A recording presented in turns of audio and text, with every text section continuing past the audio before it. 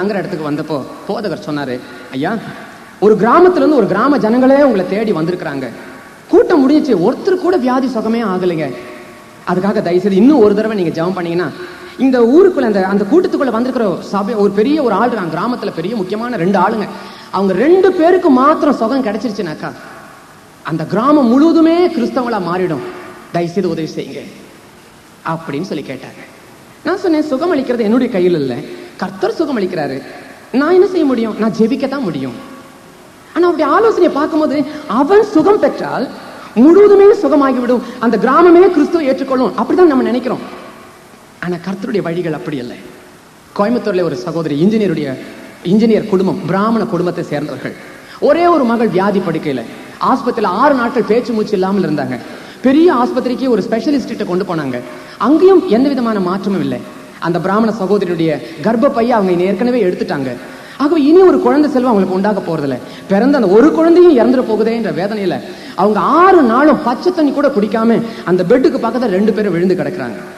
அங்க இருக்கிற டாக்டர்மாரெல்லாம் பார்த்துட்டு சொன்னாங்க, பாருங்க, ஏன் நீங்க இவ்வளவு வேதனைப்படுறீங்க? டாக்டர்மாரெல்லாம் பார்த்து முடிச்சாச்சு, இனி நீங்க வீட்டுக்கு தூக்கிட்டு போறதை பத்தி தூக்கிட்டு போறதை நீங்க ஆலோசனை பண்ணுங்க, இங்க வச்சுட்டு இருக்கிறதுல பிரயோஜனமே கிடையாது. பெரிய டாக்டர் சொல்லிட்டாரு இல்லையா, இனிமே சுகமே படுத்த முடியாதுன்னு. அப்ப அவங்க சொன்னாங்க, நான் எங்க போறது? செத்தா எடுத்துட்டு போறோம், என்னத்துக்காக இப்பவே எடுத்துட்டு போனோம்? அப்ப அதுல ஒரு டாக்டர், அவர் பேரு டாக்டர் ராமசாமி, அவர் சொன்னாரு, ஒரு காரியம் நீங்க செய்யுங்களேன், எனக்கு ஒரு தெரிஞ்ச ஒரு டாக்டர் இருக்காரு, அவர் வைத்தியம் பண்ணல, ஆனா அவர் உங்களுக்காக ஜெபம் பண்ணுவார். இதே கோயம்புத்தூர்ல இந்த இடத்துல ஒரு சபையில அவர் பேசிட்டு இருக்கிறாரு, வேணா நீங்க அவரை கூப்பிட்டு அனுப்புங்க, அவர் ஜெபம் பண்ணட்டும். அப்ப சொன்னாங்க, எத்தனை ரூபாய் செலவானாலும் பரவாயில்ல, அவர் எப்படியாவது கூட்டிட்டு வாங்க சொல்லி அனுப்பிச்சாங்க. அப்ப அவர் சொன்னாரு, நான் சாப்பாட்டுக்கு போவேன், மத்தியானம் கூப்பிட்டு வரேன்.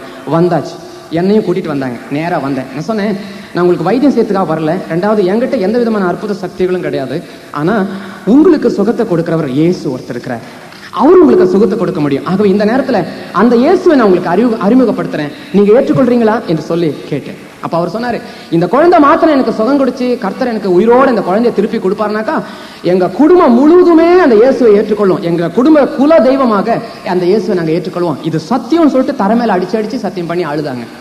நானும் கை வச்சு ஜெபம் பண்ணேன். ஆனா ஒரு மாற்றம் அப்போது ஏற்படலை. அப்போ நான் சொன்னேன், நான் புறப்படும் போது என்னுடைய பிரயாணத்தின் சமயத்துல ஜெபம் பண்ணுவேன், அதே நேரத்துல நீங்களும் இந்த இடத்துல புது தீர்மானம் எடுத்து ஜெபம் பண்ணி பாருங்க. நம்முடைய 2 பேருடைய ஜெபமும் ஒன்றாக இணையும் போது ஒரு அற்புதம் நடக்க போகுது. சரி, பிரசங்கம் பண்ணி முடிச்சாச்சு, நான் திரும்பி போறேன். ட்ரெயின்ல அன்னைக்கு கூட்டம் முடிஞ்சு நான் ட்ரெயின்ல ஏறி உட்காந்துருக்கிறேன். 11:30 மணிக்கு என்னுடைய படுக்கையின் மேல முழங்கால் படிட்டு, சாமி, இவருக்கு நான் ஜெபிக்கணும்னு சொல்லி நான் வாக்களித்தேன், இப்ப நான் ஜெபிக்கிறேன். அவங்க சொன்னாங்களே, ஆண்டவரே, நீ இந்த சுகத்தை நீ கொடுத்திருந்தா அந்த குடும்பம் முழுவதும் ஏற்றுக்கொள்ளும்னு சொன்னாங்களே, தயவுசெய்து கிருபை செய்யும் சுவாமி, டாக்டருங்கெல்லாம் கை விட்டுட்டாங்க, எப்படியாவது மனமிறங்க என்று சொல்லி ஜெபம் பண்ண அவர்களும் கண்ணீரோடு ஜெபித்தாங்க. கர்த்தர் ஒரு பெரிய அற்புதத்தை செஞ்சார். அடுத்த நாள் காலையே ஒரு தந்தி வருது வீட்டுக்கு, என் மகள் கண்ணை திறந்து பார்த்தாள். 2-3 நாள் கழித்து மறுபடியும் ஒரு கடிதம் வருகிறது, அவள் வாயை திறந்திருக்கிறாள். ஆகாரம் மூக்கு வழியாக அல்ல, நரம்பு வழியாக அல்ல, வாய் வழியாகவே நாங்கள் கொடுக்கிறோம். 1 வாரம் கழித்து சொல்கிறார், அவள் எழுந்து உட்கார்ந்து விட்டாள், அவள் எழுந்து நடக்கிறாள், வீட்டுக்கு கூட்டிக் கொண்டு வந்து விட்டோம். ஐயா, இப்பொழுது என் மகள் கான்வென்ட்டுக்கு போகிறாயா. எத்தனை பெரிய சந்தோஷம். நீண்ட கடிதம் ஒன்று அந்த இன்ஜினியர் எழுதியிருந்தார். மாசங்கள் கடந்து போனது. ஒரு நாள் கோயம்புத்தூர்ல இருந்து ஜெபம் பண்றதுக்கு ஒரு குடும்பம் என்னை தேடி வந்துச்சு. அவங்க சொன்னாங்க, நான் கேட்டேன், கோயம்புத்தூர்ல இருந்து வரீங்களா அப்படின்னா, அங்க ஒரு இன்ஜினியர் குடும்பம் இருக்குது, அவங்களாம் எப்படி இருக்காங்க? ஐயோ தெரியுங்க, அந்த குடும்பம் அந்த புள்ள பிழைச்சது பெரிய அதிசயம், அந்த ஊர்ல எல்லாருமே உங்களை பத்தி பேசிக்கிறாங்க, இயேசுவை பத்தி பேசிக்கிறாங்க. இப்ப நாங்க வரும்போது கூட உங்களை பார்த்தோம்யா, இப்ப வரும்போது கூட நாங்க பார்த்தோம். அப்படியா, ரொம்ப சந்தோஷம். எங்களுடைய அன்பை அவங்களுக்கு நீங்க பாத்தீங்கன்னா சொல்லணும். அவங்க கூட எங்களை கேட்டாங்க, எங்க போறீங்கன்னு. நான் இந்த மாதிரி டாக்டர் குஷ்வா பார்க்க போறேன்னு சொன்னப்போ அவங்க சொன்னாங்க, ரொம்ப கேட்டேன்னு சொல்லுங்க. நான் சொன்னேன், எங்க பாத்தீங்க? ரயில்வே ஸ்டேஷன்ல. என்னத்துக்கு? எங்கேயாவது வெளியூர் போறாங்களா? இல்லைங்க, போயிட்டு வந்திருக்கிறாங்க. எங்க போயிட்டு வந்தாங்களா? திருப்பதிக்கு போய் தலை மொட்டை அடிச்சுட்டு வந்திருக்கிறாங்க. என்னத்துக்காக? நாம் நினைக்கிறோம் இந்த சுகம் கிடைச்ச அந்த குடும்பம் முழுவதுமே கிறிஸ்துவ சொந்த ரட்சகராக ஏற்றுக்கொள்ளும். அதான் இயேசுசாமி சொன்னாரு, கடவுள் வேத புத்தகத்தில் சொல்லப்பட்டிருக்குது, உன் வழிகள் என் வழிகள் அல்ல, உன்னுடைய நினைவுகள் என்னுடைய நினைவுகள் அல்ல. சில சமயத்துல ரேடியோ ஊழியமாகட்டும் அல்லது சுவிசேஷ ஊழியமாகட்டும், நாம நினைக்கிறோம் இப்படி ஊழியம் செஞ்சா இப்படி மாறலாம், இத்தனை பேர்த்த இப்படிலாம் நம்ம கவர் அப் பண்ணலாம், இத்தனை பேர் நல்ல பேர் கிறிஸ்தவங்களா மாத்தலாம் நம்ம நினைக்கிறோம். இல்ல, இல்லவே இல்லை. கிறிஸ்துவை அறிவிப்பதற்கு மாத்திரமே நம்ம முயற்சி எடுத்துக்கொள்ளணும். கர்த்தர் கிரியை செய்யட்டும். ஒரு மனுஷனை மாத்தவே முடியாதுங்க. இன்னைக்கெல்லாம் நம்ம என்னென்ன பிளான் பண்ணாலும் சரி, எந்த ஒரு மனுஷனையும் மாத்தவே முடியாது. மனுஷனை மாற்றுகிற சக்தி தேவாதி தேவனுக்கு ஒருத்தருக்கு தான் முடியும். உன்னுடைய இருதயத்தை ஆராய்ந்து அறிகிற தேவன் உன்னுடைய இருதயத்தை அவர் மாற்ற முடியும், நம்முடைய முயற்சிகள் அல்ல. ஆகவே உன்னுடைய புருஷனை மாற்ற முடியலையா, உன்னுடைய பிள்ளைகளை மாற்ற முடியலையா, மாற்றக்கூடியவர் இயேசு ஒருத்தர் தான். அவரிடத்துல போய் நீ கேட்கலாம். அவர் கிரியை செய்தால் நிச்சயமாக மாறும். ஆகவே நாம ஒரு குறுக்கு வழியில போக வேண்டாம், கர்த்தருக்கு நம்ம ஆலோசனை கொடுக்க வேண்டாம். அவருடைய பாதத்தில் இருந்து அவருடைய ஆலோசனை பெற்று அவர் எப்படி ஊழியம் நடத்த சொல்றாரோ அந்த மாதிரி செஞ்சா போதும், எப்படி சொல்கிறாரோ அந்த மாதிரி கேட்டா போதும். வேற எந்த குறுக்கு வழிகளிலும் போக கூடாது. நான் காண்பிக்கும் மலைக்கு நீ போன்னு சொன்னாரு. அதே மாதிரி பிரயாணமாக புறப்பட்டான். அடுத்த நாள் காலையில எல்லாம் ரெடி ஆயிடுச்சு, விறகெல்லாம் ரெடி ஆயிடுச்சு, கத்தி ரெடி ஆயிடுச்சு, நெருப்பு ரெடி ஆயிடுச்சு, 2 கழுதைங்கெல்லாம் கூப்பிட்டான், 2 வேலைக்காரர்கள்லாம் ரெடி ஆயிடுச்சு. உடனே மகனை கூப்பிடறான். மகனே ஈசாக்கே வாப்பான்னு கூப்பிடறான். உடனே ஓடி வரான். அப்பா என்னப்பா கூப்பிட்டேன், என்ன கூப்பிட்டேன்? மகனே நாம மோரியா தேசத்துக்கு போறோம்ப்பா. மோரியா தேசத்துக்கா? 3 நாள் பிறகு ஐயா நானும் மோரியா தேசத்துக்கு வர போறேன். நானும் ஒரு மோரியா. பிள்ளைகளுக்கு பிரியாணம்னாக்கா அவ்வளவு இஷ்டம் பாருங்க. ஆகவே இந்த பிரியாணம் சொல்லும்போது அவன் எவ்வளவு ஆசைப்பட்டிருப்பான் தெரியுமா? உடனே மறுபடி சொல்லாம அப்பவே அவன் சொல்லிக்கான் நான் வரேன். உடனே அவனுக்கு பிரியாணம் பண்ணி புறப்படுறாங்க. புறப்படும் போது இந்த சின்ன பையன் சும்மா இருப்பான்னு நினைக்கிறீங்களா? தொண்ண எத்தையாவது பேசிட்டே இருப்பான். சின்ன பிள்ளைங்க எப்பவும் அப்படித்தானே பேசுவாங்க, என்னத்தையாவது பேசிக்கிட்டே உட்கார்ந்து இருப்பாங்க. அப்ப அந்த பேசுகிறத கேட்க கேட்க கேட்க இந்த ஆபிரகாமுடைய மனசு எப்படி இருக்குன்னு யோசனை பண்றீங்க? ஐயோ இவ்வளவு அழகா பேசுறவனையா நான் கொல்ல போறேன், இவ்வளவு அழகா பேச போறவனையா நான் வெட்ட போறேன் என்று சொல்லி அவனுடைய உள்ளமானது துடியா துடிச்சிருக்கும். மகன் பேசுறத கேட்கறதுக்கு நமக்கு ரொம்ப சந்தோஷங்க. என்னுடைய மூத்த மகன் பிறந்ததுக்கு பிறகு 1.5 வருஷம் 1 வருஷம் இருப்போம். என்னுடைய மனைவி சொல்லுவாங்க, இப்ப மகன் பேசுறான், நடக்கிறான், என்ன அருமையா பேசுறான், என்னென்ன மாதிரிலாம் பேசுறான். அந்த சமயத்துல எல்லாம் ரொம்ப நெருக்கமான ஊழியங்கள் இருந்த சமயம். காலையில 6:15 நான் வீட்டு விட்டு போயிடுவேன், மகன் தூங்கிட்டே இருப்பான். ராத்திரி 11 மணிக்கு திரும்பி வருவேன், மகன் தூங்கிக்கிட்டே இருப்பான். அவன் முடிச்சு நான் பார்க்க முடியல. ஞாயிற்றுக்கிழமையாவது பார்க்கலாம்னாக்கா ஊழியத்துக்கு நான் புறப்பட்டு போயிடுவேன். ஞாயிற்றுக்கிழமை விடிகாலம், திங்கக்கிழமை விடிகாலம் திரும்பி வருவேன். அதே மாதிரி காலங்காத்தால எந்திரிச்சு நான் புறப்பட்டுடுவேன்.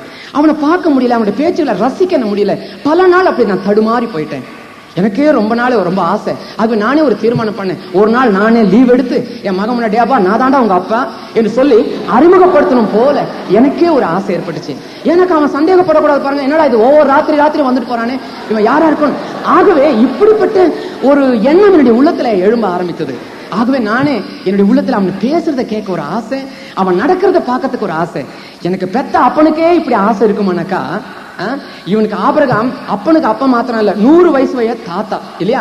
எப்பவுமே அப்பாவை விட தாத்தாக்கு பிள்ளைகள் மேல, பேர பிள்ளைங்க மேல ரொம்ப ஆசை. பிள்ளைங்களை அப்பா அம்மா அடிச்சாங்கன்னா ஓடி போய் தாத்தா கிட்ட தான் போகும். ஆகவே இந்த ஆபிரகாம் அப்பனுக்கு அப்பன், தாத்தாவுக்கு தாத்தா. ஆகவே 2 அன்பும் சேர்ந்து அந்த குழந்தைய என்னமா நேசிச்சிருக்குன்னு நீங்க யோசனை பண்ணி பாருங்க. அப்ப அவன் யோசிப்பான், ஐயோ இவ்வளவு அழகா பேசுற இந்த குழந்தையா நான் வெட்ட போனேன், ஐயோ வெட்டக்கூடாது வெட்டக்கூடாது. எப்படிலாம் அவனுக்குள்ள போராட்டம் நடந்திருக்கும். நடந்து போயிட்டே இருப்பான். அந்த மழையில வார்த்தையில அப்பா இதனப்பா அதனப்பான்னு சொல்லி கேட்டுக்கிட்டே போயிருந்திருப்பான். ராத்திரி நேரத்துல படுத்து தூங்கும் போது வேலைக்காரங்க படுத்து தூங்குறாங்க, கழுதைங்க கட்டி கிடக்குது. ஈசாக்கு ஆபிரகாமுடைய மடியில படுத்திருக்கிறான், எல்லாரும் தூங்குறாங்க. ஆபிரகாம் தூங்கிருப்பான்னு நினைக்கிறீங்களா? நிச்சயமா தூங்கிருக்க மாட்டான். இன்னும் ஒரே ஒரு ராத்திரி இந்த மடியில படுத்திருக்கிற இந்த குழந்தை என்னுடைய கைகளினாலே நான் வெட்ட போறேனே என்று சொல்லி அப்படி உள்ளமானது துடியாய் துடித்திருக்கும். அடுத்த நாள் காலையில எழுந்த உடனே தோ மோரியா தேசத்தினுடைய மலை காணப்படுகிறது. உடனே அங்கு போகிறான். மலையினுடைய அடிவாரத்துக்கு வந்தாச்சு. கழுதைகளை அங்க நிறுத்தினான். வேலைக்காரர்கள் அங்கேயே நிறுத்த சொன்னான். விறகு கட்டை எடுத்து ஈசாக்குடைய தலையில் மேல வச்சான். மகனே நாம போலாம். அப்போ இந்த ஈசாக்கு ஒரு கேள்வி கேட்கிறான், ஏப்பா விறகு இருக்குது, நெருப்பு இருக்குது, கத்தி இருக்குது, ஆனா பலிக்கு ஆடு எங்கப்பா? நாம இந்த மாதிரி தனியா நம்ம போனதே கிடையாது. ஏன்னா பலமுறை அவன் பலியை பார்த்திருக்கிறான், அப்பா பலி செலுத்துறத பார்த்திருப்பான். அதனாலதான் அந்த கேள்வி கேட்கிறான், பலிக்கு ஆடு எங்கே? இந்த கேள்வி கேட்ட உடனே இவனுடைய உள்ளத்துல எப்படி இருக்கும்? பெத்த அப்பனுடைய உள்ளத்துல எப்படி இருக்கும்? அப்பா உன்னதாண்டா நான் வெட்ட போறேன் என்று சொல்ல அவனால முடியல. ஆக ஒரே ஒரு வார்த்தையில அவன் பதில் சொல்றான், தேவன் அதை பார்த்துக் கொள்வார், அதுக்கு மேல என்ன ஒண்ணு கேட்டுறாதரா. மலைக்கு மேல நடந்து வந்தாங்க. ஒரு குறிப்பிட்ட ஒரு இடத்துக்கு வந்த உடனே பலிபீடம் தயாராயிடுச்சு. பலிபீடம் எல்லாம் கடலாம் போட்டு கட்டி அந்த இடத்துல விறகெல்லாம் தூக்கி வைக்கிறாங்க. இந்த விறகு தூக்கி வைக்கும் போது இந்த சின்ன பையன் சும்மா இருப்பானா? அவனும் ஒவ்வொரு விறகு அப்பா இதை எடுத்து வைப்பா இதை எடுத்து வைப்பா சொல்லியிருப்பான். டேய் உன்னை வெட்டுறதுக்கு நீயே விறகு கொடுக்குறியாடா, இது என்னடா நியாயம் இது? அப்படி உள்ள எப்படி துடிச்சிருக்கோம். விறகெல்லாம் அடிக்க ஆயிடுச்சுங்க. இப்ப என்ன செய்யறான் தெரியுங்களா? உடனே மகனை ஈசாக்கு இங்க வாப்பா, கையெல்லாம் தட்டுறான். தட்டிட்டு ஓடி வரான். என்னப்பா என்ன கேட்டீங்க? கையை நீட்டுறான். கையை நீட்டுறான். கையை கட்டப்படுது, கால் கட்டப்படுகிறது. இப்ப அவனுக்கு புரிஞ்சிருச்சு, ஓ தான் வெட்டப்பட போகிறன்றது புரிஞ்சிருச்சு. நேரம் அந்த பலிபீடத்துல தூக்கி அவனை கொண்டு போய் வச்சாச்சு. கண்ணை இறுக மூடிக்கொண்டான். இன்னும் கொஞ்ச நேரத்துல என் அப்பா என்னுடைய கழுத்தை வெட்ட போகிறார். ஆனா ஒண்ணு பாருங்க, கீழே இருக்கும்போது ஒரு கேள்வி கேட்டான், ஏன்பா எல்லாம் இருக்குது பலிக்கு எங்கப்பா ஆடுன்னு கேட்டான். ஆனா இந்த இடத்துல கையை கட்டி பலிபீடத்துல வச்சும் கூட ஒரு வார்த்தை கூட பேசுனதாக எழுதப்படலை. ஏன் தெரியுமா? எங்க அப்பா எனக்கு செய்யறதெல்லாம் நன்மையா தான் இருக்குமே தவிர தீமையா இருக்காது. சில சமயங்கள்ல உங்களுடைய வாழ்க்கையில் ஏற்படுற போராட்டத்தை பார்த்து ஏன் எனக்கு அப்பா இப்படி செய்யறாரு, ஏசப்பா ஏன் என்னுடைய வாழ்க்கையில் இப்படி எல்லாம் செஞ்சாருன்னு நினைக்கிறியா? பயப்படாதம்மா, ஐயா பயப்படாத. உங்களுடைய வாழ்க்கையில நடக்கிற ஒவ்வொரு பிரச்சனைகளும் ஒவ்வொரு காரியங்களும் நன்மைக்காகவே நடக்கும். ரோமர் கடிதம் நிருபத்தில் சொல்லப்பட்டிருக்கு இல்லையா, கர்த்தரிடத்தில் அன்பு கூறுவர்களுக்கு சகலமும் நன்மைக்கு ஏதுவா நடக்குது. இதை எல்லாருமே சொல்லிட முடியாது. இன்னைக்கு நிறைய பேர் சொல்லுவாங்க, ரோட்ல போறவங்க கூட சொல்லுவாங்க, அன்னைக்கு பஸ் ஸ்டாண்ட்ல பஸ்ல இருந்து கீழே விழுந்துட்டான் ஒரு குடிகாரன், பயங்கர குடிகாரன், கீழே விழுந்து என்ன சொன்ன, எல்லாம் நன்மைக்கு பிரதர், எல்லாம் நன்மைக்கு பிரதர் அப்படின்ட்டாங்க. அப்படி கிடையாது. அவன் 1008 தப்பு பண்ணிட்டு நன்மைக்குன்னு சொன்னா அது முடியாது. வசனம் சொல்லுது, கர்த்தரிடத்தில் அன்பு கூறுவர்களுக்கு சகலமும் நன்மைக்கு ஏதுவாக முடிக்கிறது. அன்பு கூறுவர்களுக்கு தான் நடக்கிற வாழ்க்கையில எல்லாமே நன்மைக்கா இருக்கும். கர்த்தரிடத்தில் அன்பு கூறாதவங்களுக்கு நடக்கிறதெல்லாம் அவங்களுக்கு சிக்ஷை தண்டனை மாத்திரம் நினைச்சுக்கொள்ளுங்க. ஆனா கர்த்தரிடத்தில் அன்பு கூறுவர்களுக்கு நடக்கிறதெல்லாம் சிக்ஷை அல்ல, அது தேவனால் கொடுக்கப்படுகிறது. என்னமோ ஒரு நோக்கம் இருக்கும், நன்மைக்காகவே இருக்கும்னு மாத்திரம் புரிஞ்சுக்கொள்ளுங்க. ஆக நீங்க துக்கப்படவே கூடாது. அந்த இடத்துல ஈசாக்கு ஒரு வார்த்தை கூட பேசல. ஆபிரகாம் கத்தி எடுத்தான், வெட்ட போற நேரம், கைகளை உயர தூக்கி வெட்ட போறான். அந்த நேரத்துல கர்த்தர் சொல்றாரு, ஆபிரகாமே நிறுத்துன்னு சொல்றாரு. உடனே கத்தி கீழே போட்டு. என்ன அருமையான கீழ்ப்படுதல் பாருங்க. வெட்டுனா வெட்டலாம், நிறுத்துனா நிறுத்தலாம். அங்கதான் நீ போகணும்னாக்கா அங்கதான் போறான். இந்த கீழ்ப்படுதல் நமக்கு வேணுங்க. இந்த கீழ்ப்படுதல் நமக்கு வேணும். சிலருக்கு பாருங்க, ஊழியத்துல கூட நீ அங்க போப்பா, நீ அந்த இடத்துல ஊழியம் இருக்குது, அங்க போய் உட்காருங்க, அங்க போய் செய்யுங்கனாக்கா அங்க போய் கேட்பாங்க, ஆமா அங்க வந்து அரிசி கிடைக்குங்களா, அங்க பால் போடுற என்ன வேலை இருக்குங்க, அங்க கொசு இருக்குதா, மூட்டை பூச்சி இருக்குதா, இதெல்லாம் கேட்டா உருப்படியா ஊழியம் நடத்த முடியுமா? யோசனை பண்ணி பாருங்க. ஆகவே எங்க போக சொல்றாரு அங்க போகணும். எந்த ஊழியத்தை செய்ய சொல்ல, எப்படியோ ஒண்ணு கர்த்தருக்குன்னு நம்ம செய்யும் போது எந்த வேலையை நம்ம வித்தியாசப்படுத்தவே கூடாது. எனக்கு ஏன் அந்த பொசிஷன் கொடுக்கல, எனக்கு ஏன் இந்த பொசிஷன் கொடுக்கல, என்னை ஏன் கீழே இறக்குனீங்க, இப்படிலாம் நம்ம பேசவே கூடாது. எந்த வேலையா இருந்தாலும் சரி, வசனம் சொல்லுது இல்லையா, எதை செய்தாலும் கர்த்தருக்கென்றே செய்யுங்கள். எதை செய்தாலும் சரி, நீ கர்த்தருக்குன்னு செய்யற மாத்திரம் வச்சுக்கோ. எந்த ஒரு மனுஷனுக்கோ எந்த ஒரு ஸ்தாபனத்துக்கோ நீ செய்யல, கர்த்தருக்குன்னு செய்யற அந்த ஒரு எண்ணம் உனக்கு இருந்துச்சுனாக்கா உன்னுடைய உள்ளத்துல பொறாமை இருக்காது, வேதனை இருக்காது, வெறுப்பு இருக்காது, ஏமாற்றங்கள் இருக்காது. நீ செய்கிறது எல்லாம் கர்த்தருக்கென்று. ஆகவே கர்த்தர் கணக்கு கேட்பார், கர்த்தருக்கு நீ கணக்கு கொடு. அப்ப இந்த மாதிரி பிரச்சனைகளில நாம என்ன செய்யணும், கர்த்தருக்காகவே என்று சொல்லி நம்ம விட்டு கொடுக்கணும். சொல்ற மாதிரி கீழ்ப்படிஞ்சா போதும். ஆபிரகாம் வார்த்தைக்கு வார்த்தை கீழ்ப்படிஞ்சா, அதனால தான் அவனுக்கு விசுவாசியுடைய தகப்பன் சொன்னார். வெளியே வாப்பா, இந்த ஊரை விட்டுட்டு வெளியே வான்னு சொன்னா எங்கன்னு கூட கேட்கலைங்க, எங்க கூப்பிடுறீன்னு கூட கேட்கவே இல்லை. நாமளா கேட்போம், பிரதர் கொஞ்சம் அங்க வாங்கினாக்கா எவ்வளவு தூரம் கூப்பிடுறீங்கன்னு கேட்போம். ஆனா அவன் ஒண்ணும் கேட்கலைங்க, வான்னு சொன்ன உடனே புறப்பட்டு வந்துட்டான். அதுதாங்க கீழ்ப்படிதல். கர்த்தருக்கு சின்ன குழந்தைங்க கீழ்ப்படிற மாதிரியே கீழ்ப்படிஞ்சோன்னா அதுதான் கர்த்தருக்கு ரொம்ப இஷ்டம். அதனால்தான் தேவனுடைய ராஜ்யத்தில் பிரவேசிக்கிறவங்க இந்த சின்ன குழந்தைங்க மாதிரி இருந்தாதான் பிரவேசிக்க முடியும்னு சொன்னாரு. கள்ளம் கபடம் இல்லாதபடி சொன்னது சொன்ன மாதிரியே கீழ்ப்படிறது. கத்திய கீழே போட்டான். அடுத்தது இப்ப என்ன செய்யறதுன்னு தெரியாம தலையை உயர்த்தி ஆண்டவரை பார்க்கறான். சாமி வெட்ட வேணான்னு சொல்லிட்டாரு, இப்ப நான் என்ன பண்ணுவேன்? அந்த சமயத்துல பின்னாடி இருக்கிற ஆட்டை ஆபிரகாம் பார்த்தான் என்று சொல்லி 13வது வசனத்துல நீங்க பார்க்கலாம். பின்னாடி இருக்கிற ஆட்டை ஆபிரகாம் எப்படிங்க பார்த்தான்? அவனுக்கு முன்னாடி கண்ணு இருக்குது, பின்னாடி இருக்கிற ஆடு எப்படிங்க தெரிஞ்சிச்சு? இந்த ஆடு சத்தம் போட்டிருக்கோம், நான் இங்க தாங்க இருக்கிறேன், என்ன வெட்டு என்று சத்தம் போட்டிருக்கோம். ஆகவே அவன் திரும்பி பார்த்தா ஒரு முள் புதரில சிக்கி கொண்டிருக்கிற ஒரு ஆட்டை கண்டான் என்று எழுதப்பட்டிருக்குது. முள் புதரில சிக்கி கொண்டிருக்கிற ஒரு ஆடு. இது எப்படிங்க இந்த ஆடு இங்க வந்துச்சு? வசனம் சொல்லுது, ஆடு ஒண்ணு நிக்குதுன்னு எழுதப்பட்டிருக்குது. ஆனா ஆட்டுல 2 ஜாதி இருக்குதுன்னு உங்களுக்கு தெரியுமா? ஒண்ணு வெள்ளாடு, இன்னொன்னு செம்மறியாடு. ஒண்ணு வெள்ளாடு, ஒண்ணு செம்மறியாடு. இதுல இங்க நிக்கிற ஆடு என்ன ஆடுன்றது தமிழ் வேத புஸ்தகத்துல சரியா எழுதப்படல. ஆனா ஆங்கில வேத புஸ்தகத்துல சொல்லப்பட்டிருக்கிறது ரேம் என்று சொல்லப்படுகிற செம்மறியாடு நிக்குதுன்னு சொல்லப்பட்டிருக்கு. ஏன் குறிப்பிட்டு செம்மறியாடு? இந்த 2 ஆடுகளுக்கும் 2 விதமான சுபாவம் இருக்குது. செம்மறி ஆடுகள்லாம் எப்பவுமே கூட்டம் கூட்டமா போற வழக்கம் உண்டு. ஒத்தைக்கு எங்குமே போகாதுங்க. அதனாலதான் பாட்டு கூட பாடுவாங்க, சாஞ்சா சாயிர பக்கம் சாயிர செம்மறி ஆடுகள்னு சொல்லுவாங்க. பொதன்னு போகும், அப்படியே வரும். கூட்டம் கூட்டமா தான் போகுமே, ஒத்தையா போகவே போகாது. ஆனா கூட்டமா போக வேண்டிய ஆடு இந்த இடத்துல ஒத்தையா இங்க நிக்க வேண்டிய காரணம் என்ன? 2வது, இந்த வெள்ளாடு இருக்குது பாருங்க, கண்ட தலைய தின்னும். ஆனா செம்மறி ஆடு புல்ல மாத்திரம் தான் சாப்பிடும். இந்த இடத்துல புல்லு இல்லாத ஒரு இடம், ஆனா இந்த இடத்துல கொண்டு போய் தலையை அங்க கொண்டு போய் விடணும். புல்லு சாப்பிடாத ஒரு செம்மறியாடு இந்த இடத்துல கொண்டு போய் தலையை விட வேண்டிய அவசியம் என்ன? அப்ப யாரோ பிடிச்சு கொண்டு போய் அந்த தலையை கொண்டு போய் அந்த முழு புதல்ல துருத்தின மாதிரியே ஒரு சம்பவத்தை நமக்கு சித்திரமா நம்ம பார்க்க முடியுது. இது யார் செஞ்ச வேலை? இது ஏசாயா தீர்க்கதரிசன புஸ்தகம் 63ஆம் அதிகாரம் 3வது வசனம் சொல்லுகிறது, நான் ஒருவனாய் ஆலையை மிதித்தேன், என்னோடு கூட யாருமே இல்லை. நான் ஒருவனாய் ஆலையை மிதித்தேன், என்னோடு கூட யாருமே இல்லை.